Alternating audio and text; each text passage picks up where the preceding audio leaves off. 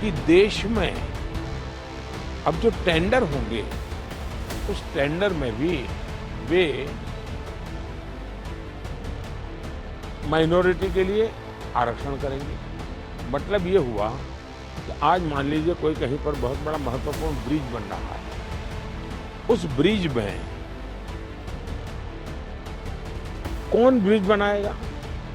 तो जिसके पास track record है, जिसके पास संसाधन है, ये कहते नहीं, ये सब बाद में। अब मुझे बताइए, अगर इसी प्रकार से सिर्फ धर्म के आधार पर कोटा दे देंगे, वो ब्रिज बनेगा, लोग मारे जाएंगे, तो कौन जिम्मेवार होगा? आरक्षण के जो एससी, एसटी, ओबीसी का अधिकार था, वो पिछले दरवाजे से उसको छीन लिया गया, संविधान की पीठ में छोड़ा भोंका दिया है। बाबा साहब आम्बेडकर ने जिस सपने से ये व्यवस्था खड़ी की थी, उसको इन्होंने वोट बैंक के लिए गिरवी रख दिया। नमस्ते मोदी जी। नमस्कार भाई, सभी दर्शकों को नमस्कार। मोदी जी, अब लगभग आखिरी दौर आ गया है चुनाव का। क्या जो आपने लक्ष्य तय किया था 400 पार का, आपको लगता है कि वो पार हो रहा है? क्योंकि विपक्ष तो कन्विंस्ड है कि ऐसा नहीं हो रहा है, वो कह रहे हैं कि 220, 240 होगा। आखिरी दौर शब्द प्रयोग किया आपने, मुझे उसमें बहुत सी चीजें नजर आ रही है। एक, हमारा एक नया दौर शुरू होगा, उसका उसके अंदर संकेत है। दूसरा, जो लोग बड़े सपने देख करके बड़े वादे कर रहे थे, उनके लिए भी आखिरी दौर है। तो चुनाव का आखिरी दौर ऐसा इतना नहीं, उनकी स्थितियों का भी आखिरी दौर है। प्रधानमंत्री जी, आरक्षण इतना बड़ा मुद्दा इस बार कैसे बन गया? आप तो माइक्रो चिप्स और मैन्युफैक्चरिंग, इस पे बात हो रही थी, लेकिन आपको बार बार हम आरक्षण पे बात करते हुए क्यों देखना पड़ रहा है? मुझे नहीं करना पड़ रहा है, मुझे सचेत करना है मेरे एससी, एसटी, ओबीसी और अति पिछड़े भाई बहनों को, क्योंकि इनको अंधेरे में रख करके ये लोग लूट चला रहे हैं।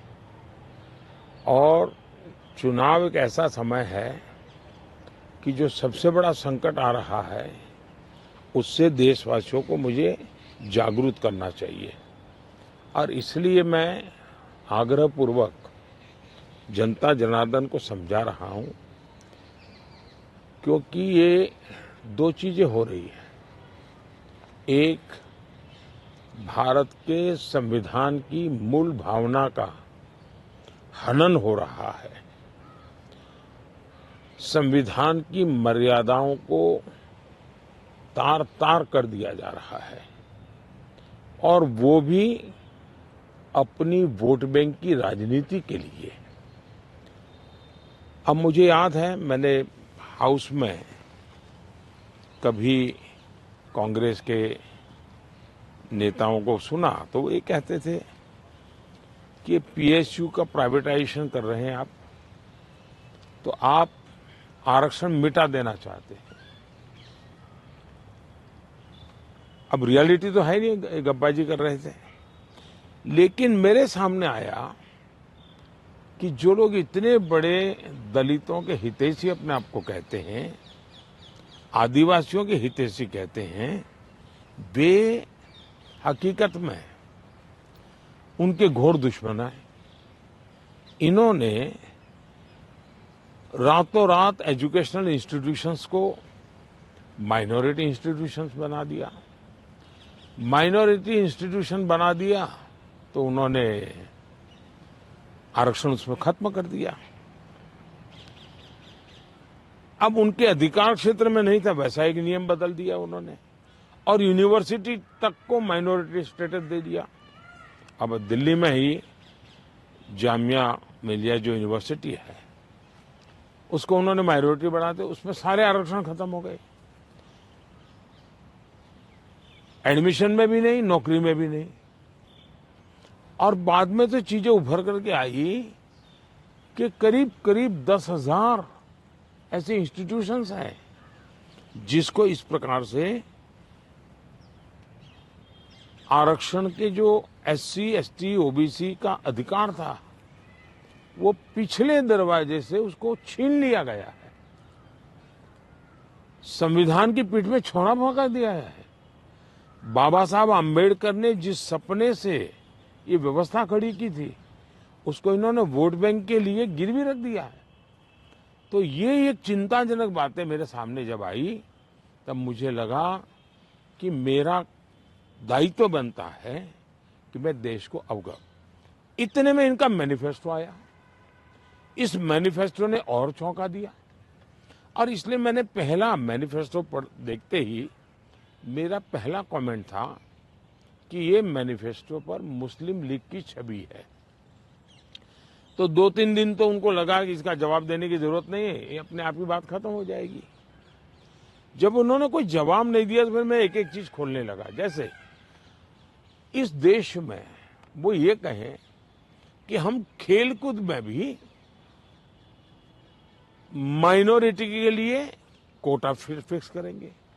आज पंजाब के मेरे बच्चे जो खेल जगत के अंदर बहुत अच्छा कर रहे हैं, बंगाल के मेरे नौजवान फुटबॉल में बहुत अच्छा कर रहे हैं, उत्तर प्रदेश के हमारे नौजवान जो एथलीट्स में काफी अच्छा कर रहे हैं, अब वो अपनी जवानी उसमें खपा देते हैं। इतना तप करते हैं जी, तपते हैं, शरीर को तपाते हैं। खिलाड़ी ऐसा नहीं बनता है जी।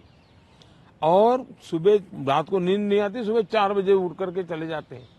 अब कहते हैं नहीं ये माइनॉरिटी के लिए कोटा होगा, तो ये मेहनत करने वाला मेरा नौजवान जाएगा कहाँ जी, उनका क्या होगा। दूसरा उन्होंने कहा कि देश में अब जो टेंडर होंगे उस टेंडर में भी वे माइनॉरिटी के लिए आरक्षण करेंगे। मतलब ये हुआ कि आज मान लीजिए कोई कहीं पर बहुत बड़ा महत्वपूर्ण ब्रिज बन रहा है, उस ब्रिज में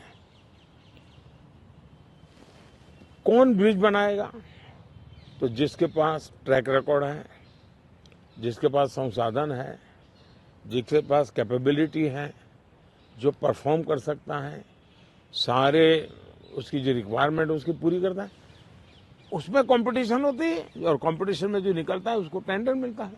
ये कहते नहीं, ये सब बाद में। अब मुझे बताइए, अगर इसी प्रकार से सिर्फ धर्म के आधार पर कोटा दे देंगे, वो ब्रिज बनेगा, लोग मारे जाएंगे, तो कौन जिम्मेवार होगा। क्या वोट बैंक के लिए आप आने वाली पीढ़ियों को भी तबाह करना चाहते हैं। तो ये ऐसे विषय थे जो कांग्रेस ने अपनी वोट बैंक की खातिर मैदान में उतारे। तब मेरा कर्तव्य बनता है कि मैं मेरे दलित भाइयों के अधिकार के लिए लड़ूं, मेरे आदिवासी भाई बहनों के अधिकार के लिए लड़ूं, मेरे ओबीसी पिछड़े भाई बहनों के अधिकार के लिए लड़ूं, और इसलिए मैं लड़ाई लड़ रहा हूं।